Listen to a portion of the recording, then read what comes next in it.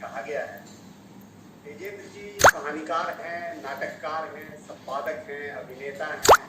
इनका रचना संसार इतने क्षेत्रों में फैला हुआ है कि हम उसकी कल्पना भी नहीं कर सकते। तेजेंद्र जी का जन्म 21 अक्टूबर 1952 को पंजाब में जगरांव शहर में हुआ था और कहानियों की दुनिया में बहुत लंबे समय से, कई दशकों से सक्रिय हैं वो। बहुत सारे संग्रह इनकी कहानियों के आ चुके हैं। इनमें अगर कुछ नाम लूँ तो काला सागर, खिबरी टाई, देह की कीमत, या क्या हो गया, बेघर आंखें, सीधी रेखा की परतें, कब्र का मुनाफा, दीवार में रास्ता, सपने मरते नहीं, मौत एक मध्यांतर, नई जमीन, नया आकाश, मृत्युओं के घेरे, मृत्यु। और मैं सृजन संवाद के सभी सदस्यों का धन्यवाद करता हूं कि हमें आपस में बैठ के बातचीत करने का मौका मिल रहा है।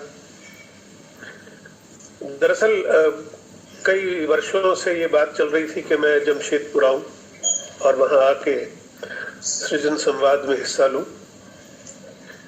तो मैं कोरोना साहब का शुक्रिया अदा करता हूं कि उन्होंने मुझे इस तरह वहां पहुंचने का मौका दे दिया और मेरे साथ साथ दुनिया के अलग अलग कोनों से और भारत के शहरों से कई लोग इकट्ठे हो गए हैं। तो सृजन संवाद का ये कार्यक्रम उस मामले में ज्यादा गहन हो गया है। तो आज हम बातचीत करने वाले हैं हिंदी सिनेमा के गीतों के बारे में। दरअसल जब हम विदेशी फिल्मों के बारे में सोचते हैं तो साहित्य का एक ही योगदान वहां होता है कि किसी साहित्यिक कृति पर कोई फिल्म बनती है। वो साहित्यिक कृति टॉल्स्टॉय की हो सकती है, डिकेंस की हो सकती है, एमिली ब्रॉन्टे की हो सकती है, शेक्सपियर की हो सकती है, लेकिन इससे ज्यादा कुछ ऐसा नहीं है कि वहां कोई साहित्यिक गीतकार उस फिल्म के गीत लिख रहा हो या कोई गीत जो सिनेमा में फसलों के साथ जोड़ा था। एक्चुअली अगर आप ध्यान से सोचें तो 300 साल पहले तक पूरी दुनिया कृषि से ही जुड़ी थी और किसान सबसे महत्वपूर्ण इंसान हुआ करता था। जब तक ब्रिटेन में इंडस्ट्रियल रेवोल्यूशन नहीं हुआ तब तक पूरी दुनिया केवल कृषि प्रधान दुनिया थी। उससे पहले का क्लासिक में गाने में बसे हुए थे। अभी तक गीत संगीत शायरों के हाथ में था। मजनू सुल्तानपुरी बहुत बड़े शायर थे उर्दू के, जिन्होंने शाहजहां के लिए गीत लिखे। हमारे पास वहां जो म्यूजिक बजता है वो म्यूजिक गीतों को एक नई इंटरप्रिटेशन देता है। और संगीत के मामले में वो इतने बड़े संगीतकार थे कि उन्होंने एक गीत बनाया जिसमें इंस्ट्रूमेंट आवाज का काम करता है। अब आप सुनिए, अगर कोई गाए आवारा हूं, गर्दिश में हूं, तो देखिए बीच में लगता है गैप हो गया। आवारा हूं के बाद गाना पूरा नहीं हुआ। ये उन संगीतकारों की सबसे बड़ी ग्रेटनेस थी उस समय की, शंकर जयकिशन की, कि उन्होंने वहां एक म्यूजिकल इंटरल्यूड दिया। आवारा हूं टुन आवारा हूं गर्दिश। अब देखिए टुन जो है ये जब तक नहीं हुआ तो गीत पूरा नहीं हुआ, अधूरा रह गया। तो गीत और संगीत जो 1949 से 1970 के बीच में बने हैं वो साहित्य को सिनेमा में नहीं लाए, उन्होंने सिनेमा में साहित्य पैदा कर दिया। और वो अपने ही एक गीत में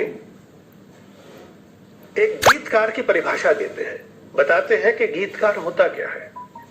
वो कहते हैं कि काम नए नित गीत बनाना, गीत बना के जहां को सुनाना, और कोई ना मिले तो अकेले में गाना।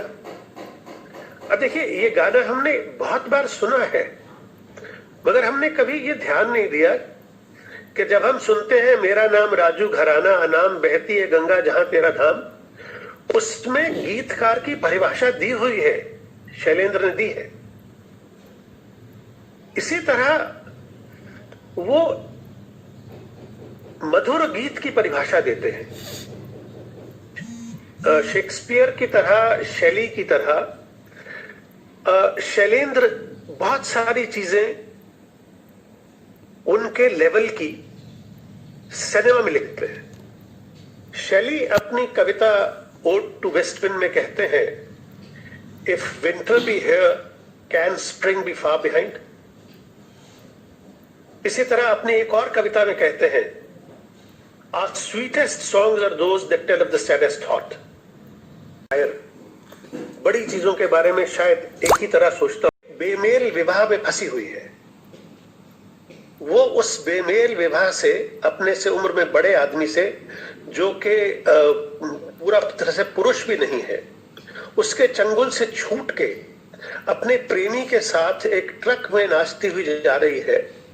उसके मन की भावनाओं को शैलेंद्र कैसे एक नारी विमर्श के तौर पे पेश करते हैं और कहते हैं कि कांटों से खींचकर ये आंचल, ये जो बेमेल विवाह था वो कांटों में फंसा हुआ आंचल था। कांटों से खींचकर ये आंचल तोड़ के बंधन बांधी पायल। अब ये देखिए, जो विवाह था वो एक बंधन था, मगर पायल जो है वो बंधन नहीं है, वो स्वतंत्रता का प्रतीक है कि वो अपनी मर्जी से एक इंडिपेंडेंट डिसीजन लेके अब वो नृत्य कर सकती है। वो छायावादी कवि का गीत है, तो आप ध्यान से सुनिएगा। भरतव्यास कहते हैं कि कौन हो तुम, कौन हो? कवि की मधुर कल्पना हो तुम, या गायक की मधुरिम तान, या सरिता जल की तरंग हो, अरुण कमल की मधु मुस्कान। कौन हो तुम? ऋतु बसंत की प्रथम कली हो, सावन की पहली बरसात, या चिरविरही दो हृदयों की मधुर मिलन की पहली रात। कौन हो तुम? कौन हो? प्रणय गीत की प्रथम पंक्ति हो, या मनु की पहली संतान, नव यौवन की प्रथम दृष्टि हो, नयनों की पहली पहचान। कौन हो तुम? विकल सिंधु में करण बिंदु हो, घन घूंघट में इंदु समान, मूक हृदय की छुपी हुक हो, दुखी जगत के कंपित प्राण। कौन हो तुम? अब सोचिए, इस तरह का गीत सिनेमा में इस्तेमाल होता था और उसे महेंद्र कपूर इस तरह गाते थे, कौन हो तुम, कौन हो, कौन हो तुम, कौन हो, कौन हो। तो ऐसा नहीं है कि चेस्ट हिंदी के शब्दों को संगीत में बांधा नहीं जा सकता या वो अपना अर्थ नहीं देते। धंधे की कुछ बात करो, कुछ पैसे जोड़ो, अरे छोड़ो कलम चलाओ मत कविता की चाकी, घर की रोकड़ देखो कितने पैसे बाकी, अरे कितना घर में घी है, कितना गरम मसाला, कितने पापड़ बड़ी मंगोरी मिर्च मसाला, कितना तेल नून मिर्च हल्दी और धनिया, कभी राज रुपये से तुम बन जाओ बनिया। ये पूरा सिनेमा का गीत है। ये वो लोग थे जो समझते थे भाषा क्या है। 1950 से 1970 का जो पीरियड है वो वैसे ही गोल्डन पीरियड नहीं कहलाता। हमारे श्रेष्ठतम गीतकार, श्रेष्ठतम संगीतकार और श्रेष्ठतम फिल्म निर्माता, हमारे पास शांताराम थे, हमारे पास बिमल राय थे, राज कपूर, गुरुदत्त, ऋषिकेश मुखर्जी, ये सब उस पीरियड में थे। वो आपको हैरान कर दे कि आज का वामपंथी कवि भी क्या लिखेगा जो शैलेंद्र उजाला फिल्म में लिखते हैं, जिसमें हीरो शम्मी कपूर है, साथ में राजकुमार है, वाला सिन्हा है, शंकर जयकिशन का म्यूजिक है। अब वो कहते हैं चूल्हा है ठंडा पड़ा मगर पेट में आग है, चूल्हा है ठंडा पड़ा मगर पेट में आग है, गर्मा गर्म रोटियां कितना हंसी खाब है। अब देखिए, एक गरीब के लिए जिसे कई दिन से खाना नहीं मिल रहा, उसके लिए गर्मा गर्म रोटियां कितना हसीन ख्वाब है। और फिर कहते हैं सूरज जरा तू आ पास आ, आज सपनों की रोटी पकाएंगे हम। ऐ आसमां तू बड़ा मेहरबान, आज तुझको भी दावत खिलाएंगे हम।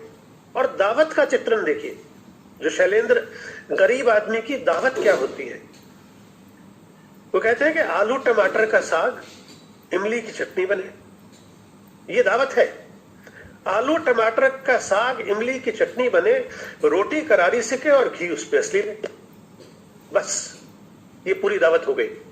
उसमें कहीं कोई मुर्ग मखनी, कोई पनीर टिक्का कुछ नहीं है। तो स्कूल में इकोनॉमिक्स में एक सवाल होता था, India is a rich country inhabited by the poor. ये सवाल इसीलिए है जो शैलेंद्र कर रहे हैं। मगर दूसरी तरफ शैलेंद्र एक बहुत अच्छा काम करते हैं कि वो पेसिमिस्ट नहीं है। वो ये नहीं कहते हैं जला दो इसे, फूंक डालो ये दुनिया, मेरे सामने से हटा लो ये दुनिया। वो भी एक सोच है, क्योंकि वो गुस्सा है। मगर शैलेंद्र कहते हैं कि आने वाली दुनिया में सबके सर पे ताज होगा, ना भूख